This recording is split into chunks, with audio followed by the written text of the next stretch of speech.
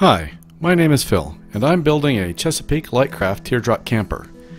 One of the challenges of stitch and glue construction is that it usually involves fiberglass cloth, or at least fiberglass tape, that lays across joints between the panels.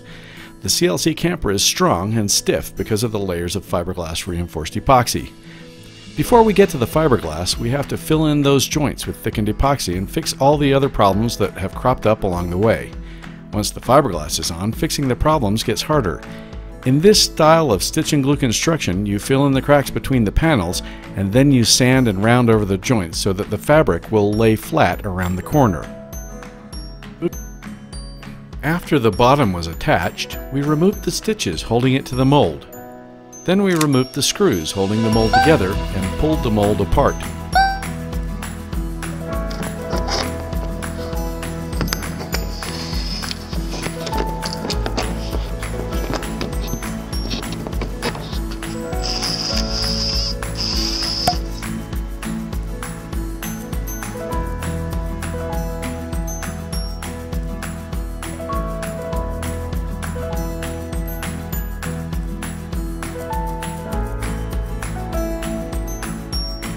Before any fiberglass cloth touched the top or sides, the blocks that held the bottom to the shell needed to be removed, and a handful of stitches needed to be cut and pulled, or in the case of some that were embedded in epoxy, such as the stitches on the hatch stiffener, they were cut and sanded flush. You need to use masking tape to keep epoxy from gluing parts together you don't want glued together, for example the galley hatch and the quarter panels.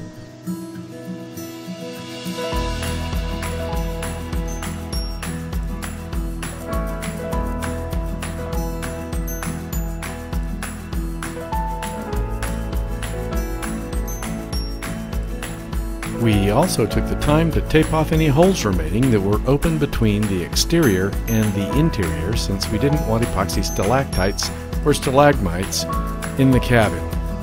We then sanded the entire camper to remove blobs of CA glue and epoxy from the interior and prep it for exterior fiberglass.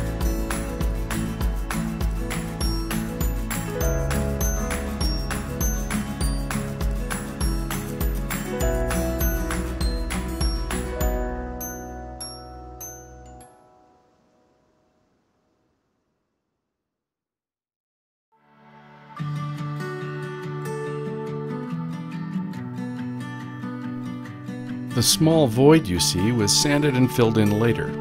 I also took the opportunity to use some Gorilla Tape to hold a loose part of the galley hatch lid together until I tacked it with CA glue.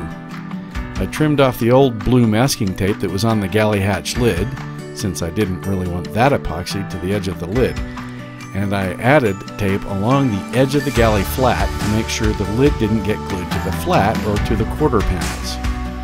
And I tucked that in with a knife.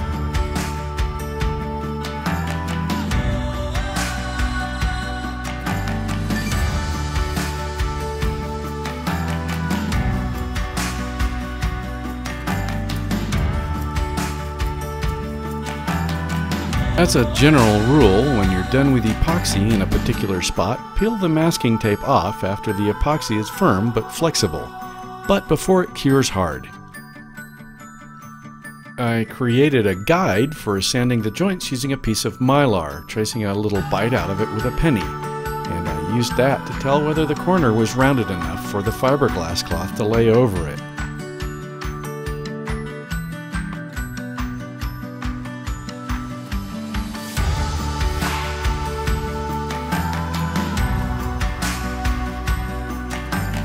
Like I said in an earlier video, 90% of woodworking is half sanding.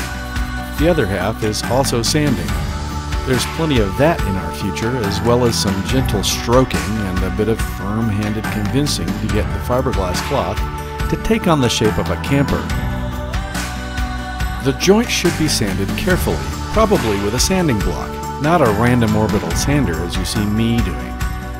I rounded over the joints and checked with my mylar gauge.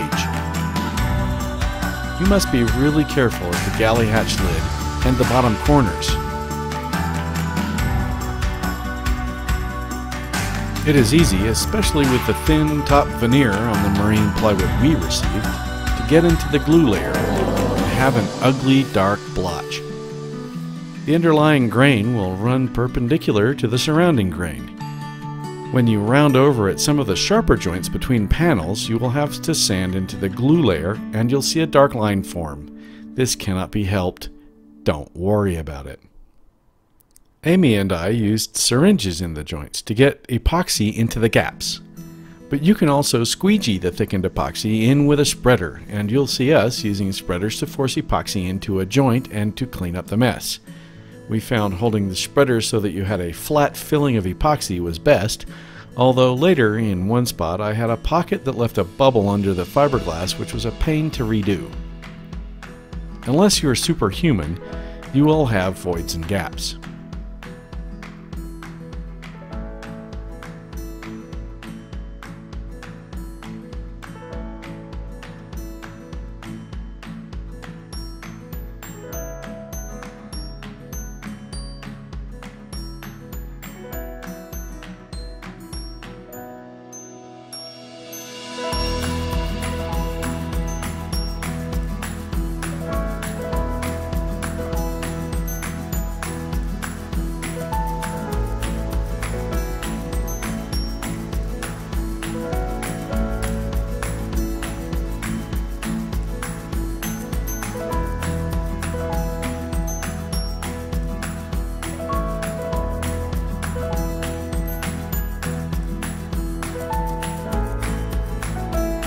If you enjoyed this video, or even if you kept hoping in vain for an ironic plot twist or some sinister foreshadowing, please like and subscribe.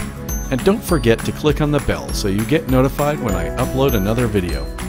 Thanks for watching.